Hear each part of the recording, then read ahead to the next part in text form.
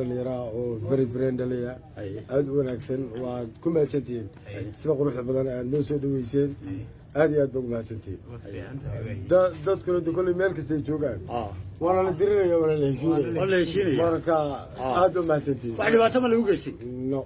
waxba laguma geysay aad baa mahadsantihiin adiga maxaabista kalaba ما دعيتاس si fiican baa ay daawiciina si laga yeelay marka deynta qaban lahayn baa qabateen صح صح oo mahadsantihiin sax كل حلو هاي laba dhalinyaro oo very friendly aad u wanaagsan waa ku mahadsantihiin